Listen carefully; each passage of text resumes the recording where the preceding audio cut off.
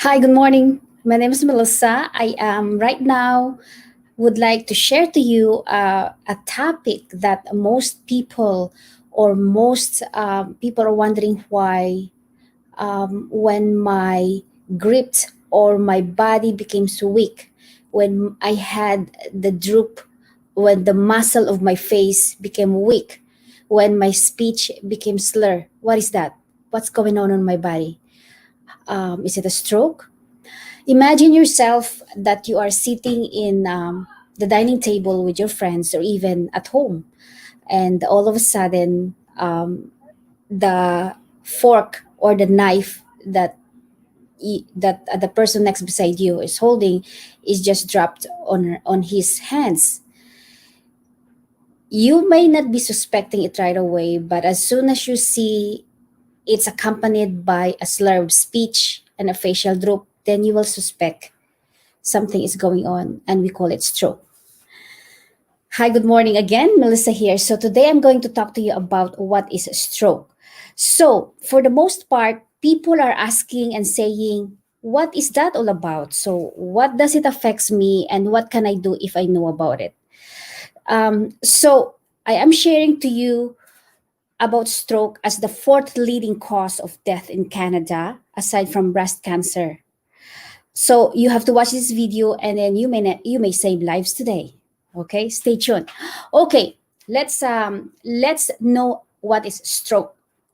Stroke is there is an injury in the brain. So when there's a blood clot and there's a bleed in the brain, then stroke is happening.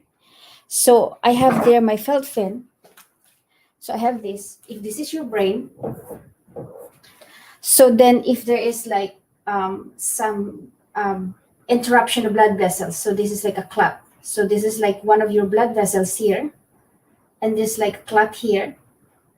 Or so for example, this is your blood vessel, and there is a bleed out. So the exit of blood, we call this bleeding,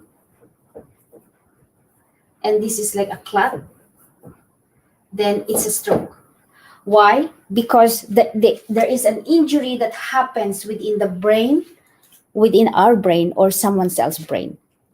So the interruption of the injury of the brain may happen because of there's a clot or there's a bleed out. So meaning that there is disruption of blood supply.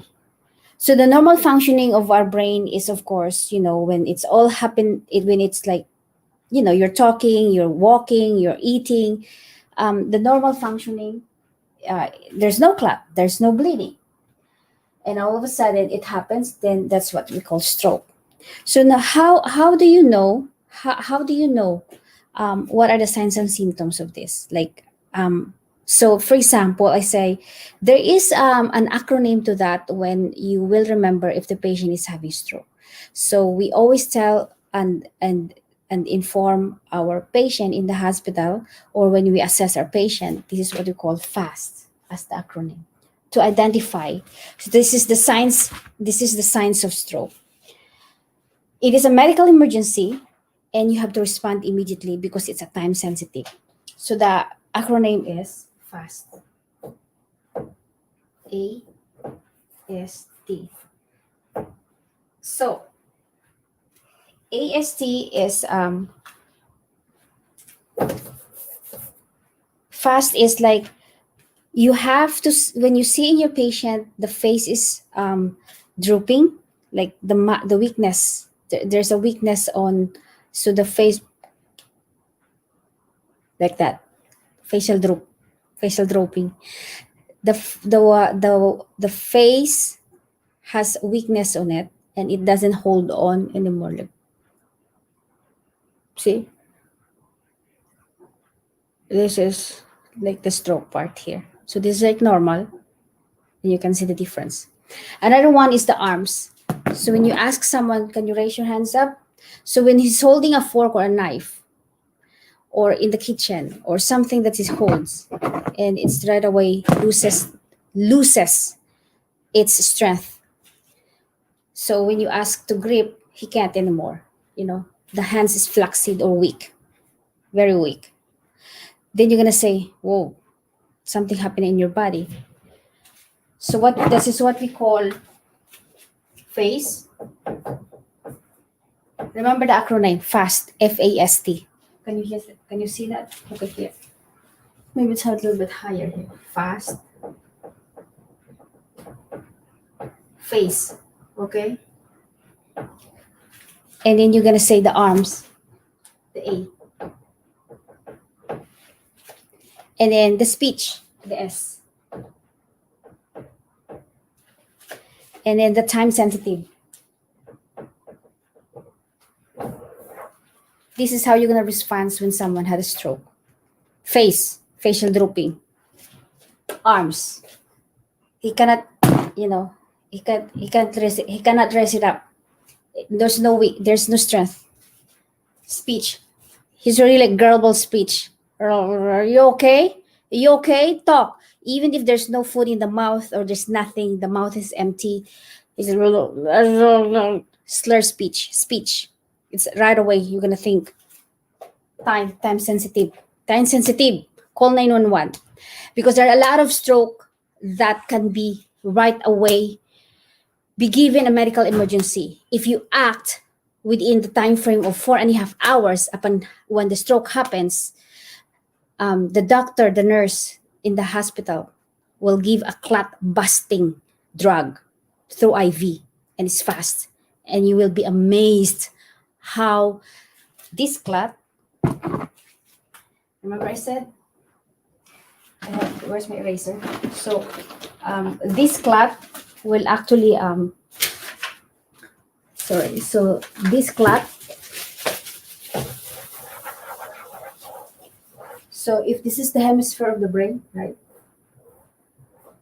Okay, so the clot here, so this is the artery, this is the lumen, and this is the bleed when there's an exit. So the clot here is busted, is dissolved, and then now there's no more blood interaction. The facial droop will be resolved, is gone. The weakness of the arms come back to strong, both hands and grip. And the speech, there's more clarity. Okay, so that's the most important thing to remember. Stroke is when there is an injury in the brain, either by bleeding or by clot. So you're gonna say, Melissa, where's the bleeding coming from? There are mechanical reasons, and it can be mechanical, it can be like induced or something when have an accident, when snowboarding, as if today is winter time, or a motor vehicular accident. Then there's an injury to the brain based from outside. So the other piece, the reason of clot is like just within the circulatory system, just within themselves. It may be cardioembolic, meaning just within from the pumping of the heart. Then there's like a clot. The artery of the brain, when it's so when the artery of the brain is narrow, and then so naturally the blood will find an exit. And if the blood cannot find an exit, it will burst. Psst. So then that's what we call bleeding, right here. So then if it bleeds out, then that's what we call a bleeding stroke. So now I'm going into the types of stroke. A stroke that has bleed, we call that hemorrhagic stroke. A stroke that has a clot on it, we call that hemorrhagic and ischemic. There you go. Ischemic. Why ischemic? Ischemia is the word, a medical term that it disrupts the oxygenation supply. If you imagine, okay, so if you imagine, so this is the brain, right? So this is the right side of the brain, right side, and the left side. So the artery of the patient's brain, okay, for example, this. So now there is a clot here, okay. So as the clot is stopping the circulation flow, it clogs up, right? It's like traffic. You're driving, you're gonna say, what's going on in the highway one? Why the people are not moving? Because there's a clog.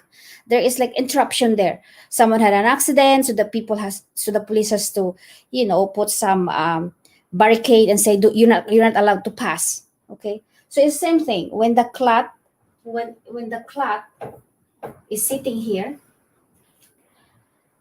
Now the blood will find its way to come out. So the arteries sometimes are elastic, and then so now it's became, and it will burst. It will find its way out. So then the vessels become weakened and weakened, and it gives, when that happen, so it more gives you the more damage and severity of the patient's condition.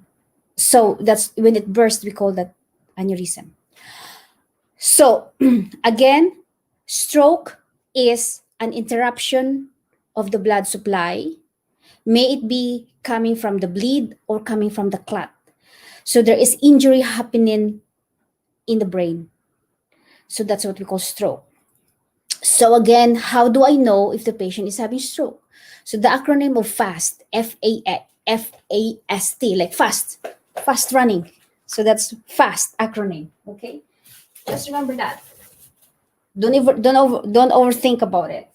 FAST, A-S-T, face, facial drop. A, okay? A, arms. Can't even lift,